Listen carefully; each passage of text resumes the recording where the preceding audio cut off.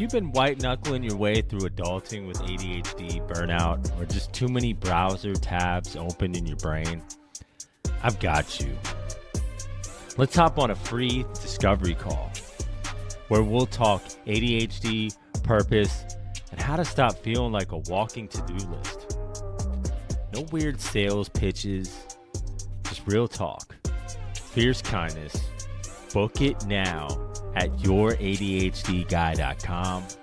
That's youradhdguy.com.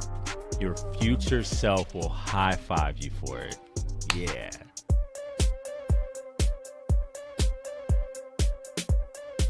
Welcome to Don't Mind Me, I Just Have ADHD, the podcast where fierce kindness meets the unfiltered truth. A one-stop shop about all things ADHD, where we smash the stigma and mystery around ADHD, depression, and the masks we wear at work and in life. I'm Ron, your ADHD guy, your guide, and your reminder that being different isn't a flaw. It's a biological advantage, a signal that you were never meant to blend in. You were built to make a difference. Here, we face the struggles that no one seems to get with heart. We unpack the chaos. We build strength through our sensitivity. We turn pain into power. Because kindness isn't weak. It's a revolution. And every time you show up for yourself, that's you taking your life back. So let's make it cool to be different. Let's make it brave.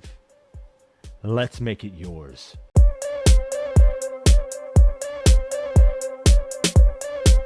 So I think, there was that pressure of like, should I do this? Is that going to be a problem if I don't put my child on this medication, and then later they're going to wish, like, why didn't you do this, Mom? It's your fault. Hey friends, welcome back to Don't Mind Me, I Just Have ADHD. This is part 5 of our ADHD and trauma series. If you missed part 4, I really encourage you to go back and listen first to all of them, because in those episodes, I sat down with my own mother to explore generational trauma. We looked at how silence, absence, and old family wounds get carried forward, shaping the way we experience ADHD and shame. Trust me, it'll give you the foundation for what we're about to unpack today. Because today, we're going to take a look at the bigger picture. We're talking about how ADHD didn't just get shaped by families, it got shaped by big pharma and cultural systems that learned how to profit off our struggles. And yeah, I'm bringing my mom back into this conversation too, because parents are often the ones that get caught in the middle of the messaging. Medicate them or they'll fail. Fix the child or they'll get lost in the cracks. No one wants to hear that. But this is part 5, ADHD and trauma.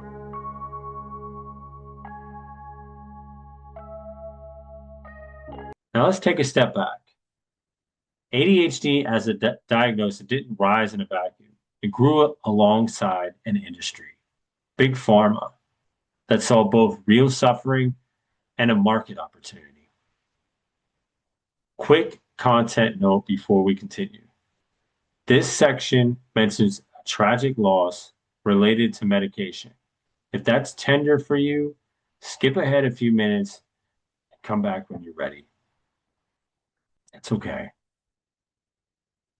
According to the CDC and 6 million children in the US, nearly 1 in 10 have been diagnosed with ADHD. About 3 million of those kids are currently taking medication. Among adults, diagnoses are climbing too, with about 4 to 5% of US adults estimated to have ADHD. At the same time, prescriptions for stimulants like Adderall and Vivance have more than doubled in the past 20 years. And US sales for ADHD medication are now over 10 billion a year. That's insane. So the question is, does this reflect a true epidemic of ADHD or an epidemic of diagnosis and marketing? And as the New York Times reported in Alan Schwartz's cover story, the selling of attention deficit disorder, that explosion coincided with a 20-year marketing push, not just to help struggling kids, but to normalize stimulant prescriptions for students and for adults who wanted more focus, more productivity, more control.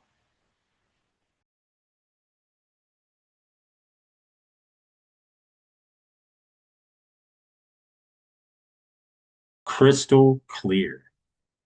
Medication changes lives for many people with ADHD. For many, stimulants are a godsend. But just as we see the light, we also have to acknowledge the dark side to see the full picture. How the story of ADHD has often been flattened into a disorder that requires fixing instead of a difference that desperately needs understanding. Dr. Sam Tamimi, a child psychiatrist, argues that ADHD is less a disease and more a cultural construct, one that fits neatly into pharmaceutical solutions. He writes, "We are pathologizing children for not fitting into environments that were never designed for them." Marketing can distort how we see ourselves. The Times reported that much of the promotion leaned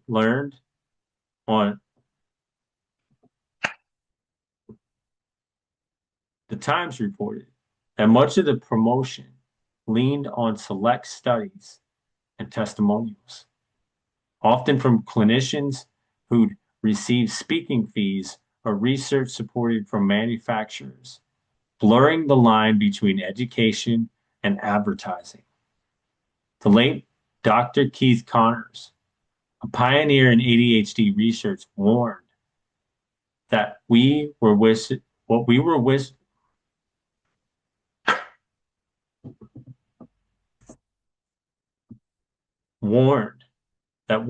witnessing looked like a concoction to justify the giving out of medication at unprecedented and unjustifiable levels.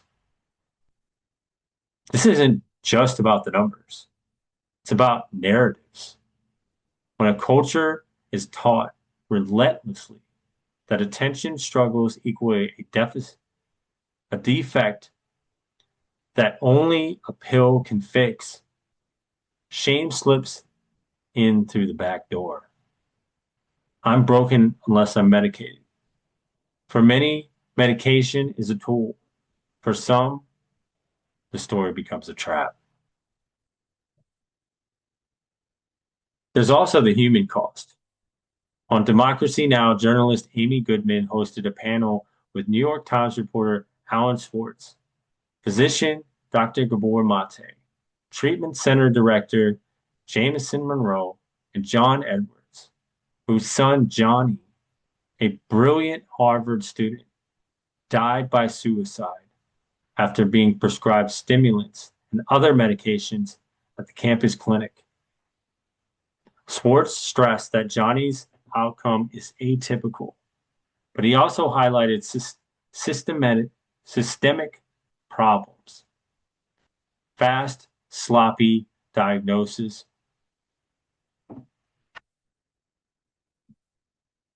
but he also highlighted systemic problems. Fast, sloppy diagnostic processes, incentives for 5-minute med checks, and consumer quizzes nudging over half the recipients towards a possible ADHD diagnosis. As Swartz put it, the science is often misleading and fear-based marketing. Will my child fail without this? Cleans it up. Dr. Mate added a frame that brings us right back to this series. When medicine reduces everything to brain biology, we overlook the environment. Stress at home, misfit at school, disconnection, and abdicate responsibility for rethinking the systems. It's cheaper to modify the child than to modify the classroom. It's faster to script a pill than to support attachment, movement, creativity, and safety. So what to do with this information? There's no panic. There's power. Hold two truths. Medication can be life-saving and overprescribed. Ask for a real assessment, a thorough history, collateral from school partners, developmental context, screening for trauma, anxiety, sleep, nutrition, and asking the parents, not just the child. If your evaluation was a quick checklist and a prescription, that's a red flag. Insist on both and care. If meds are part of your plan, pair them with environmental adaptation. Movement breaks, body-based regulation, pro-social connections, and value-aligned routines. Make sure that if your kid is getting prescribed medication, that's also coming with therapy, and it's not one without the other. Watch the story you're swallowing. As my mom was saying, are you taking a medication or taking on a narrative that you're unacceptable without it? If it's the latter, that's shame talking, not the truth. And if you're a parent, shift the target. Instead of endlessly fixing the kid, water the soil that they're playing in. Safety, play, art, rest, relationship, curiosity, and many more. Kids grow where they're nourished, not when they're drugged.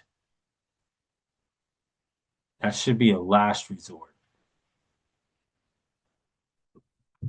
Look, none of this is about blame. It's about sight. When we see how money, marketing, and cultural fears shape the ADHD story, we can step out of the shame and back into choice. We can ask better questions. We can demand richer options. And we can root our care in connection, not in panic. And here's the twist. When we frame ADHD purely through a medical lens, we internalize the message that we are broken, that we need a pill to be acceptable. That narrative feeds shame rather than dismantling it. It's not the solution. It creates an ongoing cycle where people actually believe that a pill will fix them and that they have no other options. And it's worse than serving life in prison because the bars are invisible. Meanwhile, big pharma profits, not just from medications, but from society that defines normalcy in a way that really doesn't even exist.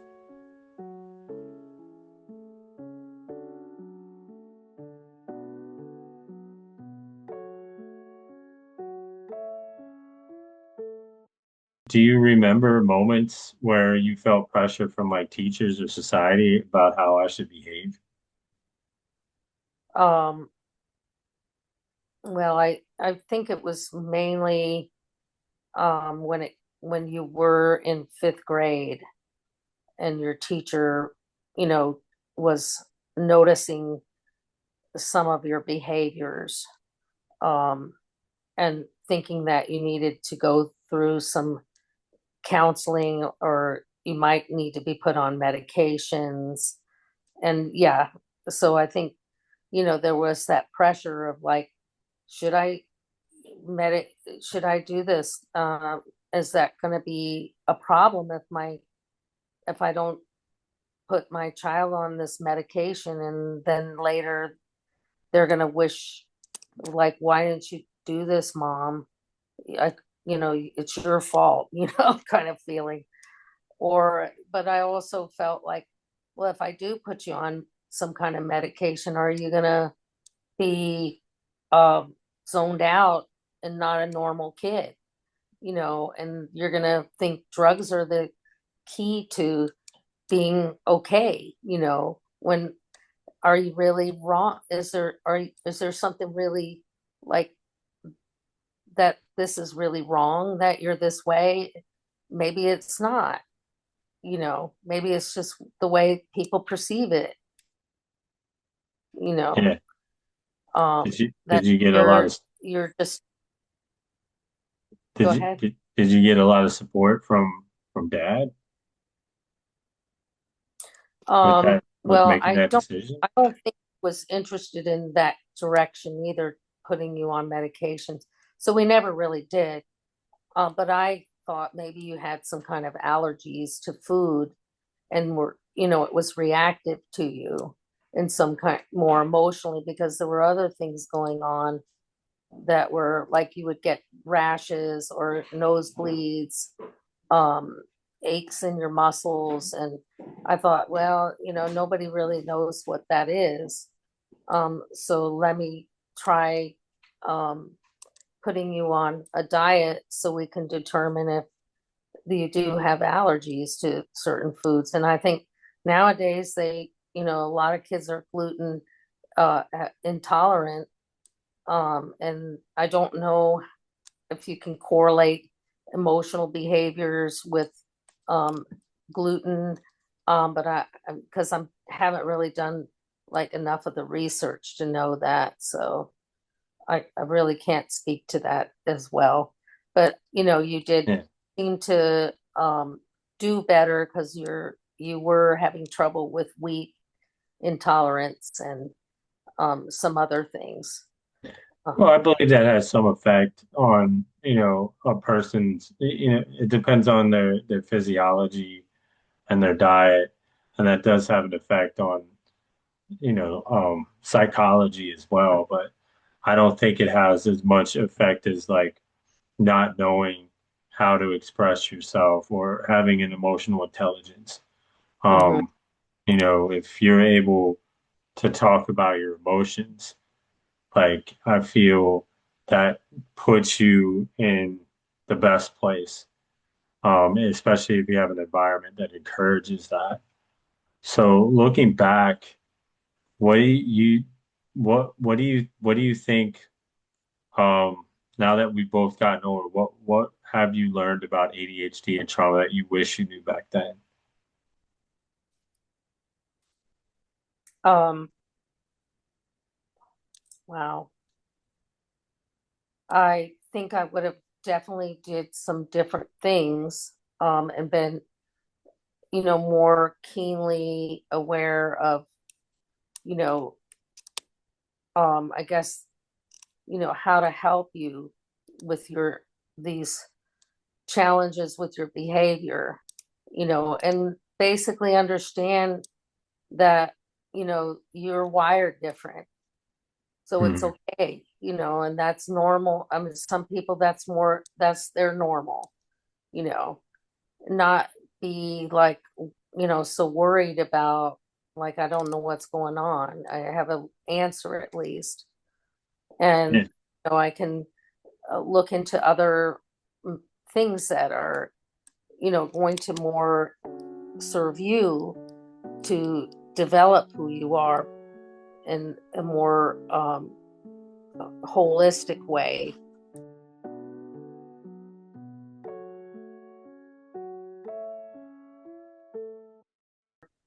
I mean, but I think I would have known there's sensory integration kind of tools out there that therapists use um, to help children integrate some of their sensory, um, you know, because you could be hypersensitive, you could be undersensitive, like you don't feel things and Hmm. you're not connected to anything.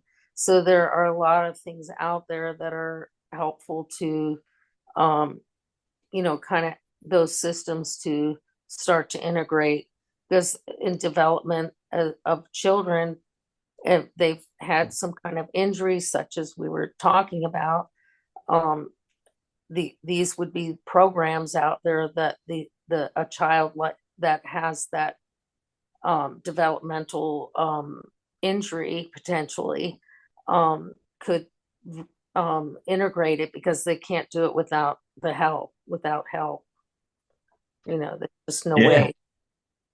So going back to the medication, do you think was there any pressure that you were under, or like from advertising or other doctors, um, to go on that medication, and how did that, like land further on after, you know, um, maybe you saw advertisements later? I really don't remember paying attention to advertisements, but mostly, it was like, um, the usually the doctor's choice of direction to take is to Hmm. go, um, on medications, um, as the answer. So I think, you know, um, certainly if you have a medical professional working with you, you may feel like they're smarter. They know they've been doing this for a while. I should do that. But, I mean, there are parents that do stand up and say, I don't think so. This just doesn't seem like, I'm just going to fall into line with that. Because, I was hearing like a lot of kids are on, like Ritalin or, um, was one of them. I'm sure there were others, but, that one sticks out in my mind, Yeah. and you would hear like other parents saying, oh, my kid's on Ritalin or, you know, um, that they, but to me, I was thinking that they're, like too zoned out. They're not really there, you know, and just makes it easier for the teacher, Yeah. because they're quiet, they're behaving, and you know, but are they doing better in school because of it? I don't know. I really didn't. I just didn't feel comfortable, and you know, if it's your child, you have to really like, even take the strat or whatever pressures and say, I'm not falling for the pressures when I don't feel like I know enough and or I feel like this is a good direction to take. So, but still there's a lot of guilt feeling that maybe I didn't do something. Maybe I could have done, I should have done that, you know, Yeah. that things would, but you can't, like they say, hindsight is 2020. So you can't really um, take it back. You just have to say it wasn't ever going to happen that way. And it wasn't meant for me to do that, Yeah. otherwise I would. So I'm not going to play the guilt game on myself because it never does help, you know, if it Yeah. did, it But would, you know. it's easy to go in that shame cycle, which I talked about on the last episode. But so I don't know if you've heard of those horror stories of, college Harvard grads or students that, committed suicide when they were taking Adderall because they're under so much pressure to Mhm. perform, Yeah. that they literally are faking their ADHD so that they can get this medication, or they're on this medication, and it ends up becoming more and more medications because of, like, there is these loose qualifications, and people just prescribing medication left and right just to, like you said, make make the children not as much of a problem, because it's easier to fix the child than it is to fix the system. Right. Well, that sounds right. But no, I mean, I've heard of, warnings that, at what is Adderall? Yeah, at all. Um, it was addictive. I mean, not addictive, but it was, people could become suicidal. Yeah, But I don't, something of that type of medication should be strictly monitored by a professional.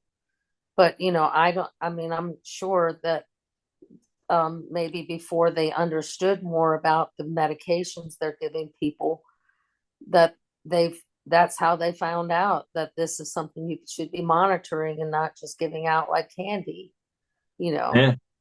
It's definitely not candy, and it's and to get one thing straight, is this is not, like, medication has its place, and it is a Absolutely. lifesaver It for for will so never, many people that need it. absolutely. This is more about the parents and the children coming together to a solution.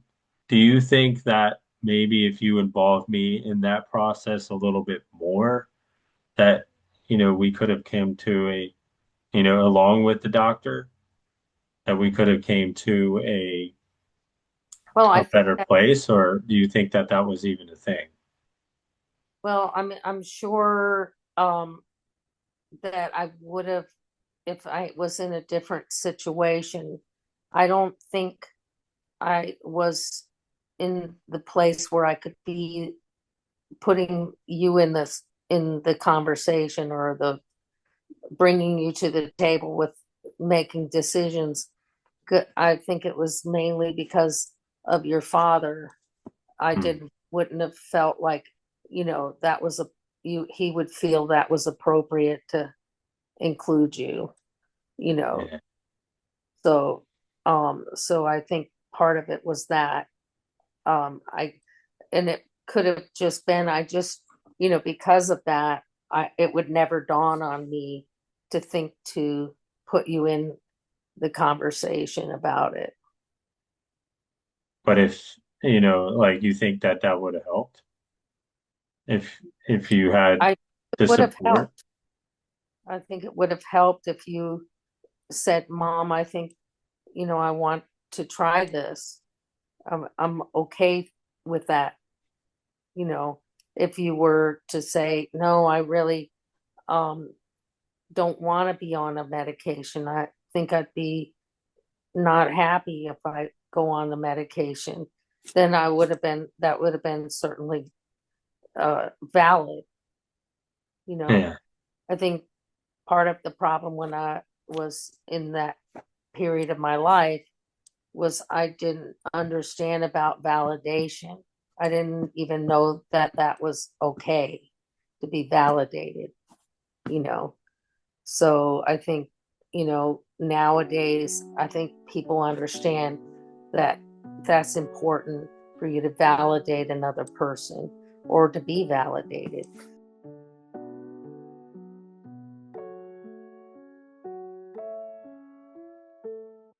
No, and a lot of people don't, I know, like, me growing up didn't see the struggles that our parents go through, and are that are hiding because of that generational trauma that we grow up with, and Mm-hmm. and pass down unintentionally. So what moments of connection between us stand out to you the most, even in the middle of all the hard stuff? Uh, can you repeat that? I wasn't quite following. So what moments of connection between me and you stand out the most, even in the middle of all the hard stuff? like growing up? Um,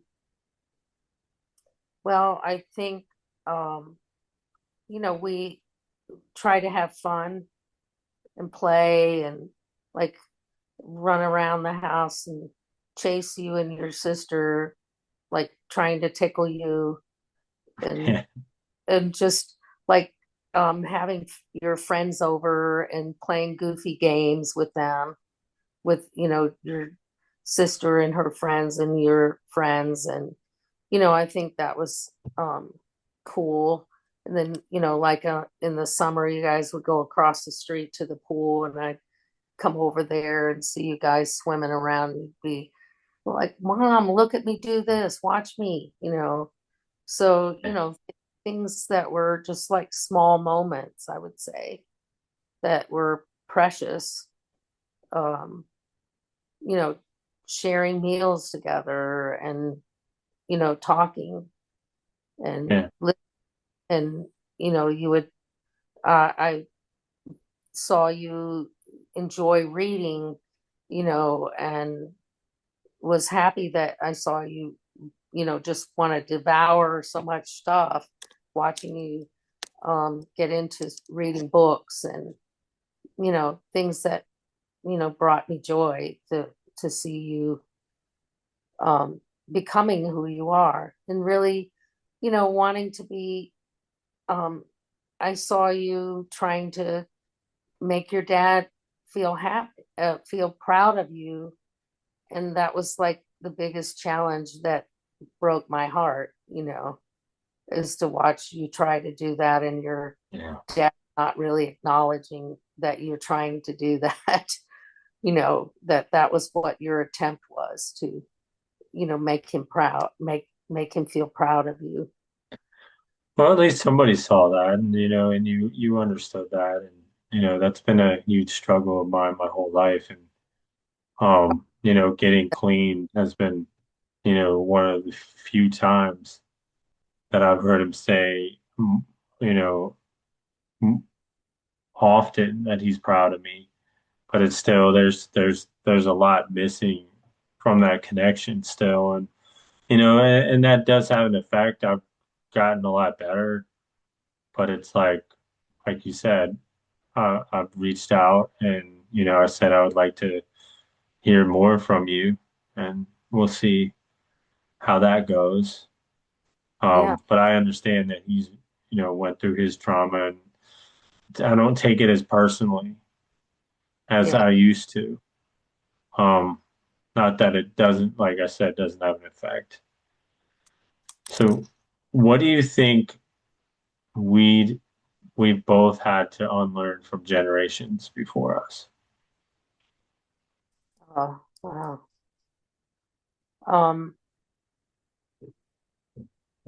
well, I guess it's okay not to be perfect, I think, the sense of like being pushing to get to some unrealistic thing, you know, um, and it's still kind of ingrained in us to want to do, the best at everything and like so much pressure on you to be, what you perceive that other people think you're supposed to be, Yeah. so it takes a lot of energy away from you, and it's never gonna be that thing, so it's okay to just kind of let go of that, and start to let go of things. Yeah, It's giving people space, Yeah. an understanding of like that we're not doing this, like you have more of an understanding now. Like when I was running around and I wasn't trying to do that to be bad or get attention. I just Hmm. that's what I was feeling in that moment. Yeah. Um, and I Well, was willing so to express what that. was you were overwhelmed in some way, things were overwhelming you and you didn't know how to speak them out, Yeah, that's the best you way didn't I could know how, express them. you didn't know how to put them into words because because, um, you weren't given that opportunity to try to think, stop and let's talk. It was just like, you need to calm down, just do that, and and And I it's didn't like, have the tools to hey, I do that, just do or that. It's like, oh, yeah. that's gonna be real simple. Just a kid, how do I do And that? kids are supposed to be, they're supposed to have fun. They're supposed to run around. They're supposed to enjoy life, especially at that moment. And, especially now, kids today are just forced, expected to grow up so quick and learn so much, and there's so much pressure on them. So for kids today, what do you hope changes in how families deal with emotions and differences? Well, I think being able to take a mindful pause, Yeah. you know, during like a tense moment, and when things just seem like they're out of control, and you don't, that's when you just need to just stop and not keep going. I found that, like if you are trying to do something and you're like spinning your wheels, you're not really getting anywhere. You're using up a lot of energy. Yeah. It's just to stop digging the hole and just stop and just breathe.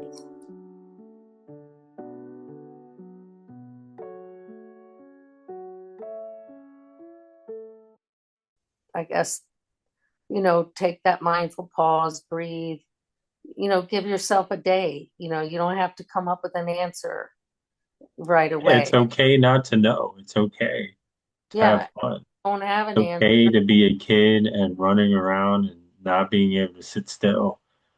That's Yeah, what kids do, you know, and right. And talk to others if you're unsure about, you know, what's going on. as long as they're not running in the street and But try um to just have fun, enjoy the life yeah, together. Um, enjoy that irresponsibility because yeah, you're never gonna have it again. yeah. So do you believe healing is possible across generations? And what does that look like for you? Um, wow, yeah. Healing, um, it can be um something that's transformative. Yeah, It's just um and it could happen at any time. It's you just don't know, and you can't always think that there's nothing ever going to help me, you know because you don't know, and it just could be like somebody says something that's transformative to you, yeah, and, and you just have to be like believing, having some faith that somehow, you know that because I'm this way doesn't mean I'm broken. you know yeah. it just means this is how it is right now, and I can accept what's going on. I can accept that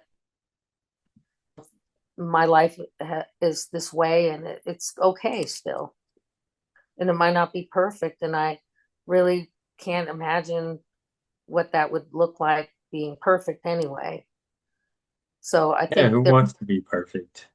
I think of it more like as beauty. There's beauty in imperfection, you know, Yeah. and look for the beauty of that imperfection, you know. Don't stop looking for it. No, and thank you.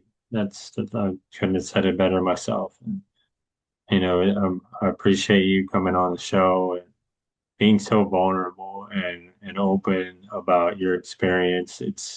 I'm sure that it'll help so many people.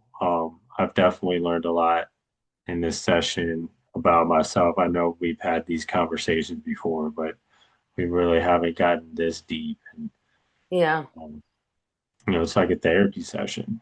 Appreciate that you have such good questions to stir up um, these thoughts and how to get deeper, how to dig down into those places. We're I'm just vulnerable. following a path that's been laid for me and just trying to put together like I feel like the answers are all scattered and out there for at least ADHD and maybe neurodivergencies, but it's like I only have experience with ADHD and looking at that, and I don't think that's not there's a reason it's scattered because I feel like they know that people with neurodivergencies are a threat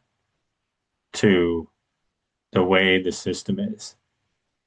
Hmm. And if start to understand what we're actually capable of, and we're not drugged up, and we have all the information, it's dangerous to the system. And that's what I'm trying to do is put together piece together that puzzle that's it's out there. And, you're helping me with that. So if the listeners want to get in touch with you if you're comfortable with that. How would they go about doing that? Maybe Uh, they want to send you a thank you for mm, raising such a I fine just, young man. And I mean, the only thing I could say is, I have a Facebook account. So that's one way. I'm not much on social media, so, uh, yeah, I don't have TikTok or Instagram or X or it's a any of good that. thing. Just It's a good thing. Facebook. I try to keep it to a dull roar, on the I technology. wish I didn't have social media, but But I there's a whole audience on there that well, needs it's connectivity, community, um, sangha, having that inner, networking, is hard in this world to yeah. just do that just by walking down the street, you know. Oh So yeah. There's people there's a purpose. people are craving something by the social media being able to have a community where you can safely maybe speak. Maybe it's not as safe. I don't know. I mean, I'm not the social media guru here. So, but Yeah. just, I think, finding community connectivity helps us to be better, and we're Okay. and so, not always hiding behind your technology either. So don't do that either. So Yeah, find healthy balance. you have to find balance. Everything is finding balance. Well, thank you again for coming on the show and yeah, It's been and you my take pleasure. care.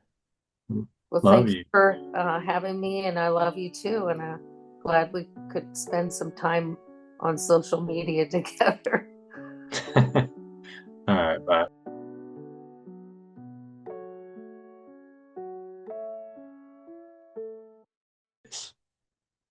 First, we recognize this shame is not ours alone. It was passed down and it was reinforced by a system that profits from fear and feeding that doubt. The healing comes when we interrupt that cycle. Name the inheritance.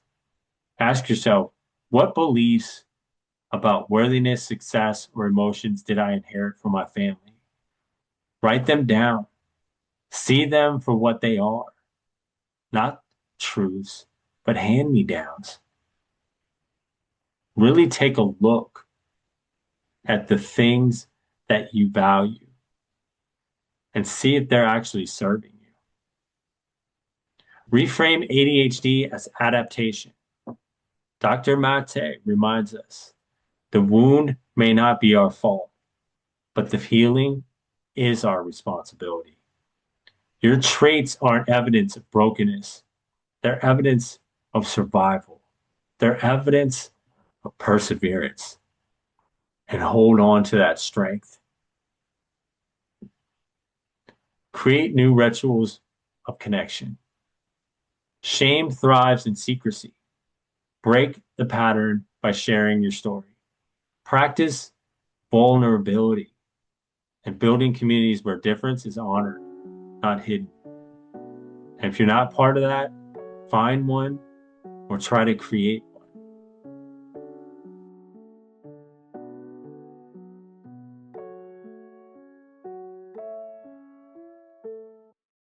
Practices you can start today.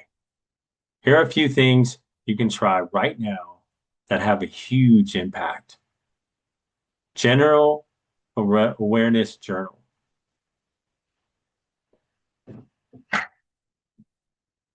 Generational awareness journal. Write one belief you think you inherited from your parents, like, I'm only valuable if I achieve such and such. Or I'm only valuable or worthy of love if I don't cry. Then ask, do I really want to keep this?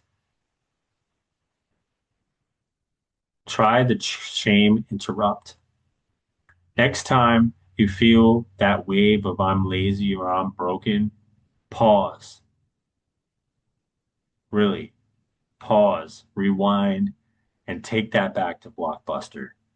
Say, this voice isn't mine alone. It's inherited, and I get to choose a different story. This wasn't me. This was never me. And I'm going to start that change today. Pro-social acts. Shame isolates. Connection heals. Reach out to one safe person and share something real. Even if it's just a text saying today's been hard. I just needed to say that to somebody. That's huge. That's healing.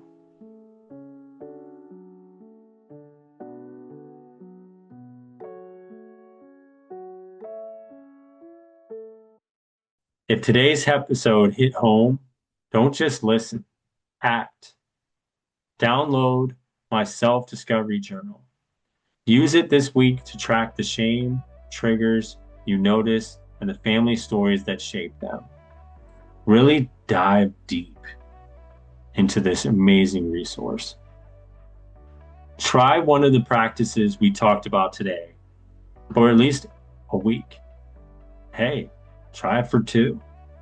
If you liked what you heard before, definitely let me know in the comments. And if you're ready to go deeper, book a free strategy coaching call with me at youradhdguy.com. Let's unpack your patterns and build tools that actually fit your life, and you can claim it back. And of course, join me every Saturday night for the Kindness Circle Live on TikTok. That's at ron.solo1. The last one was amazing with Care Bear, where we shared stories of kindness and struggles that needed desperate compassion. Because here's the truth. You are not broken. You're merely adapted. And every time you choose connection over shame, you're planting new seeds, not just for yourself, but for the generations after you. That's why I'm doing this. That's why I don't give up. It's because I'm letting those men down that really need it. We're not done yet, because the shame didn't just come from family. It's also baked into the very systems that we live in. Next week, we're going to zoom out even further and talk about how capitalism and societal structures prey on the pain of the disconnected. How we're all scattered for a reason. We'll look at how advertising, shaped by people like Edward Bernays, taught us to doubt ourselves so we buy more. how grind culture convinces us that our worth is tied to productivity, and how the ADHD brain has been specifically targeted by dopamine traps, social media, hustle culture, endless, endless consumption. And here it is again, just in case you needed it. You're not broken. The world is just gaslighting you. So don't miss it. Rage will meet clarity, and together we'll see the bigger picture. As always, subscribe, and may the source be with you.